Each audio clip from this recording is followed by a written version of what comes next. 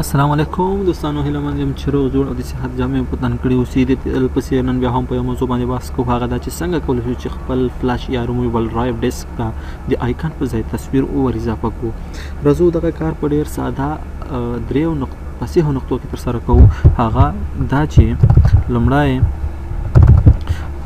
به د هغه تصویر ټایپ بدلوو له جی پی جی یا بل کوم ټایپ ولري هغې څخه BMP ته به ټایپ بدلوو. او په دویمه مرحله کې یا دویمه نقطه کې په نوټپاډ کې ورته دغه کوم اندازه کوډ لیکو چې دلته دغه یو مثال دی څه شي ده، یو تصویر د معرفي کولو ده. او په دریمه مرحله کې دغه فایل د اوټو رن INF ایکسټنشن سره ثبت کوو.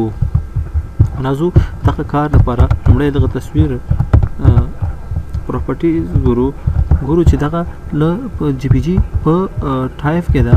نو راځو دغه ټایپ اول بدلوو. د دې د ټایپ بدلولو لپاره فین کې دغه فین کوو او د هغې څخه وروسته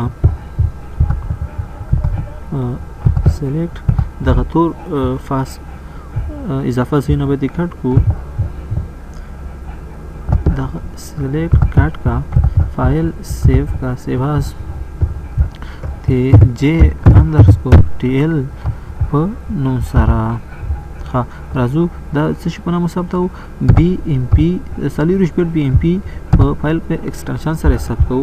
راځو اوس ورته هغه کم اندازه کوډ په نوټپاډ کې لیکو چې هغه دا اوټو رن او په دویم قدم کې ورته هغه فایل څه شي کوو، معرفي کوو.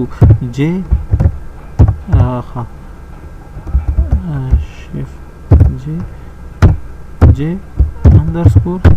و هغه چې و کوم ایکسټنشن BMP دا سیو کوو چیرته په دغه ځای کې له هغه تصویر سره یو ځای په د ټایپ ال فایل وسی اوټو رن ډاټ INF سیو موکه. اوس دغه اوټوران فایل له دې څخه جوړ شو.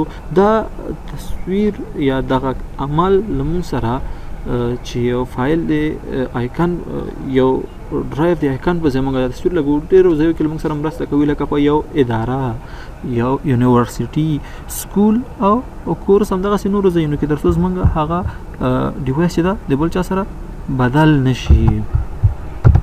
راځو دغه د تصویر شو او دا هغه فایل شو. اوس له خپل کمپیوټر سره زه یو ریموویبل ډیسک هارډ ډرایف وصل کوم او دغه فایلونه هغه ته کاپي کوم.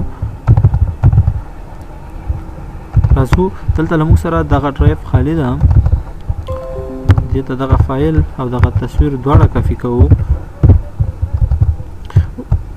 دې دپاره چې دغه تصویر او دغه تصویر د آیکن په ځای راشي او دغه فایل چې ده اوټورن شي، تاسې به یو ځل هغه خپل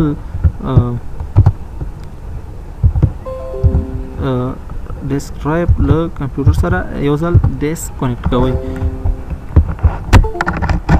یو ځل بیا کنیکټ مو کړو.